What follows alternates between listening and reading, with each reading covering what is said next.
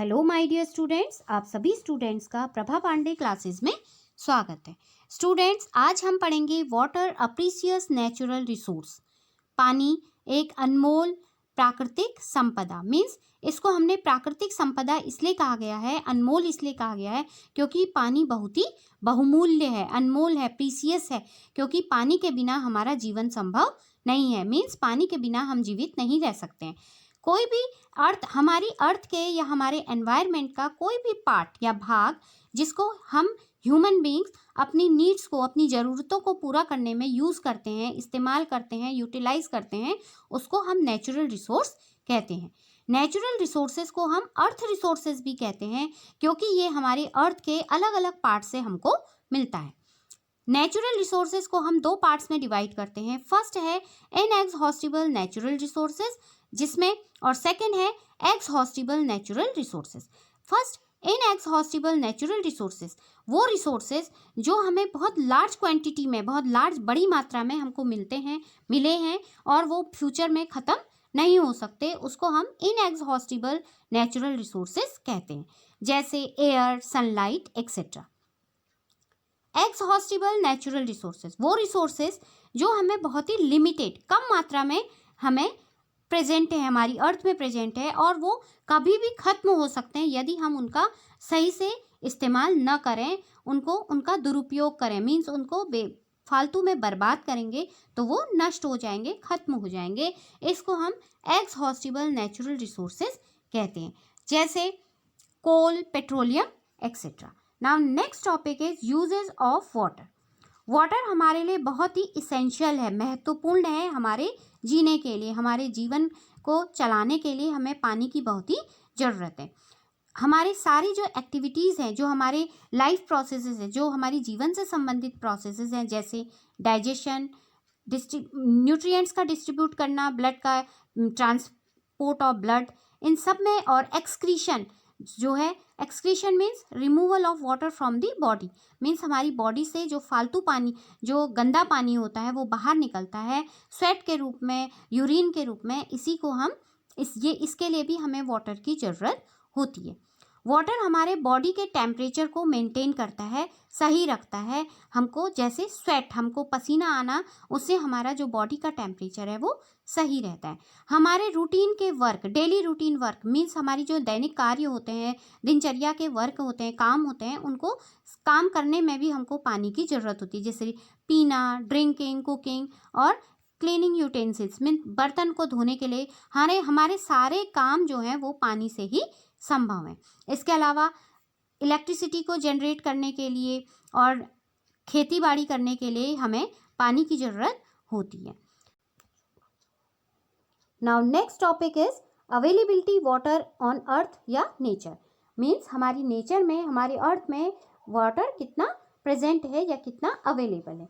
यदि हम स्पेस से अपने अर्थ की पिक्चर को देखते हैं तो हमें अर्थ ब्लू कलर का दिखाई देता है। यह इसलिए होता है क्योंकि लगभग 71% जो अर्थ की सरफेस है वो पानी से घिरी हुई है, पानी से कवर्ड है। इसलिए हम अर्थ को वाटरी प्लैनेट या ब्लू प्लैनेट भी कहते हैं। यह पानी हमारी अर्थ की सरफेस में seas, oceans, lakes, rivers, springs, इनके रूप में या ग्राउंड वाटर के रूप में प्रेजेंट है। लगभग 0.006% जो वाटर है वो हमें अर्थ में अपने यूज़ के लिए, मीन्स जो हम ह्यूमन बींग्स हैं वो अपने यूज़ के लिए इसका इस्तेमाल करते हैं। इसके अलावा वाटर जो फिट रहता है हमारे लिए, वो हम उसको यूज़ के लिए हम उसको कहते हैं fresh water. Now next topic is forms of water. Forms of water, जो वाटर हमारे प्रेजेंट है अर्थ में, वो 3 रूपों में हमको मिलता है, सॉलिड, लिक्विड और गैसियस फॉर्म में। और फर्स्ट जो प्रोसेस जो हमारे इन तीनों रूपों को हमारी अर्थ में मेंटेन रखता है, वाटर को मेंटेन रखता है, हमारे अर्थ में बराबर रखता है, इक्वल रखता है, उसको हम वाटर साइकिल कहते हैं। वाटर साइकिल जो कंटिन्यूअस सर्कुलेशन होता है, जो लगातार जो चलने वाली चक्र होता है, साइकिल होता है पानी का, वाटर का, अर्थ की सरफेस से वाटर बॉडीज में, जैसे वाटर वेपर से एटमॉस्फेयर में जाना और एटमॉस्फेयर से फिर दोबारा अर्थ की सरफेस में जितने भी वाटर बॉडीज़ हैं उनमें मिलना, जैसे रेन, हेल और स्नो के रूप में आना, उसी को हम वाटर साइकिल इन नेचर कहते हैं। वाटर जो हमारी अर्थ में जो वाटर है वो 3 फॉर्म्स में है, सॉलिड, स्नो और ग्लेशियर्स के रूप में।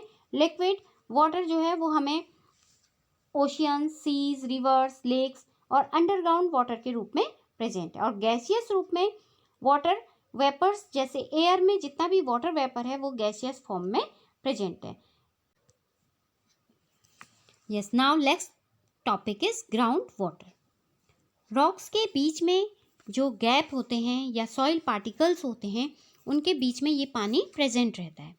इस वाटर की जो अपर लेयर होती है उसको हम वाटर टेबल कहते हैं, और पानी के नीचे का जो लोअर लेयर होता है या वाटर टेबल के नीचे का जो लेयर होता है उसको हम ग्राउंड वाटर कहते हैं। अब ग्राउंड वाटर में ये पानी सीपिंग की हेल्प से आता है। Seeping means रिसकर। ग्राउंड में जो पानी हमारे लेयर्स के द्वारा जो वाटर बॉडीज होते हैं, रिवर्स, पॉन्ड्स, सीज, ओशियंस, इनसे पानी रिस कर हमारे ज़मीन के अंदर प्रेजेंट होता है। इसको हम इनफिल्ट्रेशन कहते हैं। ग्राउंड वाटर में पानी रॉक्स के अंदर प्रेजेंट, रॉक्स के लेयर में प्रेजेंट रहता है। इसको हम एक्वीफर कहते हैं। मीन्स जो पानी रॉक्स के बीच में प्रेजेंट रहता है इसको हम एक्वीफर कहते हैं। एक्वीफर से पानी हम एक्वीफर ग्राउंड के इस पार्ट से हम पानी को पंप की हेल्प से ऊपर ऑब्टेन कर सकते हैं, जैसे हैंड पंप, ट्यूबवेल्स की हेल्प से हमको ये पानी मिलता है। नेक्स्ट टॉपिक आता है जैसे डिप्लीशन। डिप्लीशन का मतलब है पानी का घटना। पानी का जो वाटर टेबल होता है वो कैसे घटता है। यदि बारिश नहीं होगी, पॉपुलेशन बहुत बढ़ती जाएगी, जनसंख्या वृद्धि, इंडस्ट्रीज़ का बहुत ज़्यादा, हम इंडस्ट्रियल एरियाज़ होंगे और एग्रीकल्चरल का यूज़ हम बहुत ज़्यादा करेंगे ग्राउंड वाटर में के कारण, तो हमारा पानी का जो लेयर होता है, जो वाटर टेबल है, वो घटता जाएगा। इंडिया में अलग अलग रीजन्स में अलग अलग तरह का बारिश का जो रेनफॉल है वो होता है। जैसे कहीं पर बहुत ज़्यादा रेनफॉल होती है तो वहाँ पे फ्लड आ जाता है, और जबकि कहीं पर बिल्कुल भी रेनफॉल ना होने के कारण वहाँ पे ड्रॉट होता है, सूखा होता है। Now next topic is water management. अब इस तरह से हम वाटर का मैनेजमेंट कैसे करेंगे। वाटर मैनेजमेंट में सबसे पहले वाटर जो हमारे घरों में आता है वो पाइपलाइन से आता है।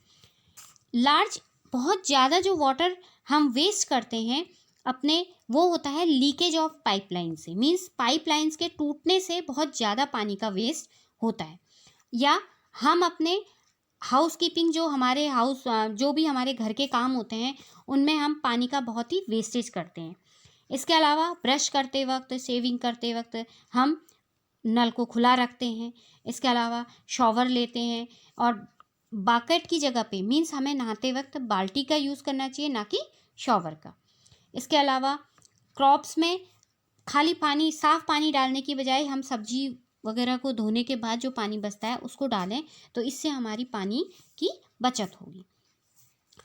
अब पानी जो है हमें बचाने के लिए हमें पानी का बहुत ही ढंग से इस्तेमाल करना पड़ेगा। हमको रेन वाटर है उसको हार्वेस्ट करना पड़ेगा। हार्वेस्ट को हम अपने कुछ उसके लिए टेक्निक्स हैं उनको अपनाना पड़ेगा। जैसे बावरीज जो है वो एक ट्रेडिशनल मेथड है। बहुत ही इंडिया में बहुत पहले जो था, ये हमारे जो राजा महाराजा थे उन्होंने ये बावरीज का निर्माण करवाया। इसके लिए एक गोल कुआं खुदवाया उन्होंने, जिसमें हम जा आ सकते हैं, और इसी बावरीज में पानी भरता जाता है। ये इसलिए इसको हम ट्रेडिशनल मेथड कहते हैं वाटर जमा करने का। इसको पानी को बचाने के लिए जो फार्मर्स हैं उनको ड्रिप इरिगेशन का यूज़ करना चाहिए। ड्रिप इरिगेशन मीन्स पाइप से पानी डालना चाहिए। इस तरह से जो हमारे अथॉरिटीज़ हैं उनको जो पाइप है, जो लीकेज हो रखा है पाइप का, उनको सही से उनको बनाना चाहिए। So hope you all understand this chapter. So thanks for watching video.